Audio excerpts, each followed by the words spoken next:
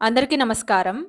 మన హిందూ సాంప్రదాయంలో ఎవరైనా చనిపోతే శవం చుట్టూ నీటి కుండను తిప్పి, ఆ కుండను పగలగొట్టడం మనం అందరం చూసే ఆచారం.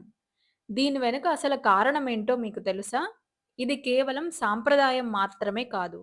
దీని వెనుక ఒక సైంటిఫిక్ రీజన్, ఒక స్పిరిచ్యువల్ రీజన్, సైకలాజికల్ ఇంపాక్ట్ అలాగే సింబాలిక్ మీనింగ్ కూడా ఉంది. ఇవన్నీ ఈరోజు వీడియోలో మనం తెలుసుకుందాం. మనిషి చనిపోయిన తర్వాత శరీరం క్రమంగా క్షీణిస్తుంది. దాంతో బ్యాక్టీరియా, జెర్మ్స్ పెరిగి దుర్వాసనొస్తుంది. పాతకాలంలో మందులు, అలాగే శానిటైజర్స్ లేకపోవడంతో నీటిని ఒక సహజ శుద్ధి సాధనంగా ఉపయోగించేవారు.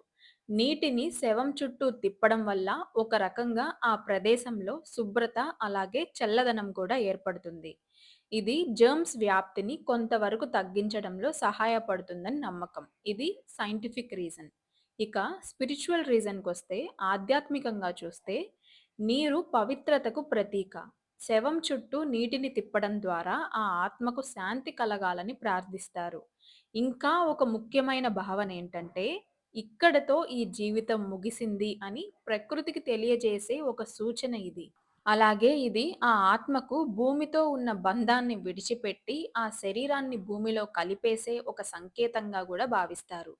ఇక సైకలాజికల్ ఇంపాక్ట్. మానసికంగా కూడా ఈ ఆచారం చాలా ముఖ్యమైనది. ఇది ఇంటి వాళ్లకు ఒక క్లోజర్ లాంటిది. మనిషి వెళ్ళిపోయాడని అంగీకరించే ఒక ప్రక్రియ. ఈ విధంగా చేసే ఆచారాలు వేదనలో ఉన్న మనసుకు ఒక ధైర్యాన్నిస్తాయి. అలాగే సింబాలికల్‌గా నీటిని తిప్పి చివరలో కుండను పగలగొట్టడం కూడా చూస్తాం. ఇదేంటంటే శరీరం అనే పాత్ర పగిలిపోయింది.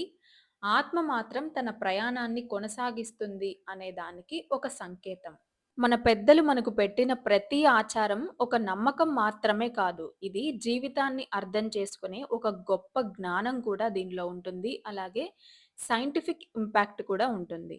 వీడియో నచ్చితే లైక్ చేయండి, షేర్ చేయండి. అలాగే ఓం నమః శివాయ అని కామెంట్ సెక్షన్‌లో కామెంట్ చేయండి.